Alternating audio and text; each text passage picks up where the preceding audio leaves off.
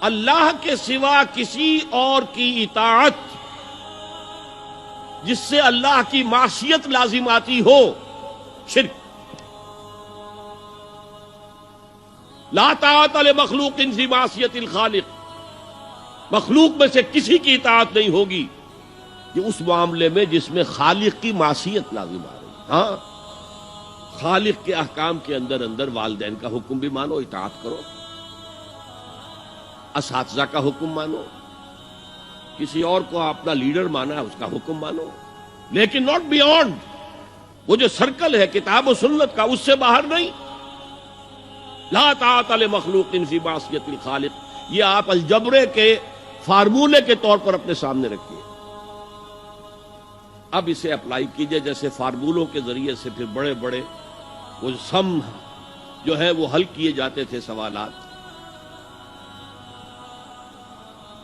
صبح کا وقت ہے، آنکھ بھی کھلی ہے، کوئی اذان کی آواز بھی کان میں آئی ہے، آپ کا نفس کہتا ہے ابھی سو جی۔ آپ نے اپنی چادر یا کمبل کو درست کیا اور کروٹ لی اور سو گئے۔ یہ کیا ہے؟ آپ نے کس کا حکم پیچھے پھینکا اور کس کا حکم مانا؟ اللہ کے حکم کو پیچھے پھینک دیا، نفس کے حکم کو آگے رکھا۔ یہ شرک، اس شرک کو جاننے والے بہت کم ہیں۔ مولانا روم نے خوب کہا تھا، نفس ماں ہم کم ترس فرعون نیست لیکن ایراعون نیست۔ میرا نفس بھی فرعون سے کم نہیں ہے۔ فرعون نے کہا تھا نا الیس لی ملک مصر وہذہ الانہار تجری من تحتی، کیا اس ملک مصر کی حکومت میری نہیں ہے؟ اور سارا جو یہ آب پاشی کا نظام ہے، انہار کا نظام ہے، وہ میرے کنٹرول میں نہیں ہے؟ جس کا چاہوں موگا کھلا رکھوں، جس کا چاہوں بند کر دوں۔ یہ تھا خدائی کا دعویٰ، انا ربکم الاعلی۔ تو مولانا روم کہتے ہیں میرا نفس بھی اس سے کمتر نہیں ہے۔ وہ کہتا یہ جسم میرا ہے، اس پر میرا حکم چلے گا، میں نہیں جانتا کون اللہ کون رسول، کیا حرام کیا حلال۔ تو فرعون سے کم تو نہیں ہے میرا نفس، لیکن ایراعون اس کی بہت مدد تھی، فوج تھی، لاؤ لشکر تھا، تو اس نے زبان سے بھی کہہ دیا کھل کر انا ربکم الاعلی۔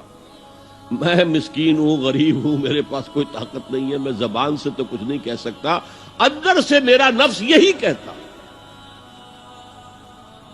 یہ نفس کی حکومت قرآن کہتا ہے، میں حیران ہوتا ہوں، دو جگہ یہ مضمون آیا ہے، ارأیت من اتخذ الہہ ہواہ افانت تکون علیہ وکیلا۔ اے نبی تم نے دیکھا اس شخص کو، اس کے حال پر غور کیا جس نے اپنی خواہش نفس کو اپنا الہ بنا لیا ہے۔ اللہ اکبر،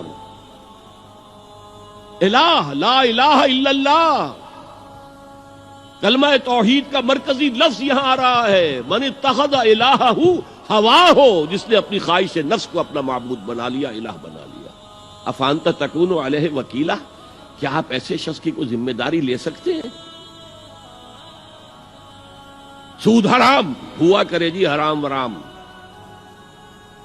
ہمارا دھندا جو ہے وہ آگے بڑھ نہیں سکتا، تو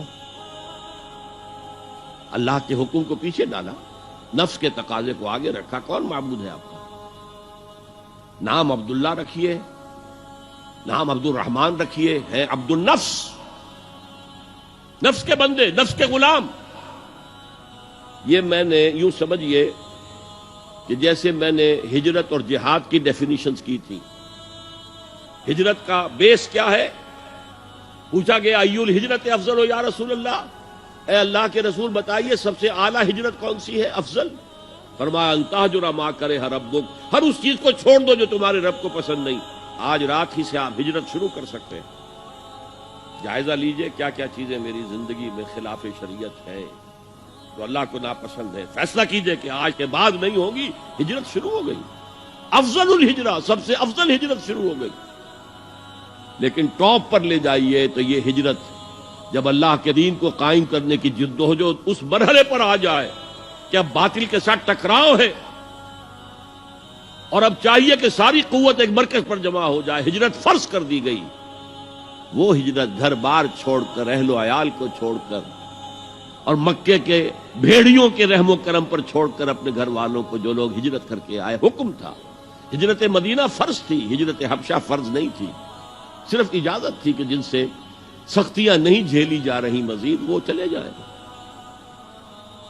تو ہجرت کا یہ ابتدائی نقطہ، انتہا یہ جہاد، المجاہد من جاہد نفسہ، جہاد تو یہاں سے شروع ہو گیا، اپنے نفس کے خلاف جہاد کرنا۔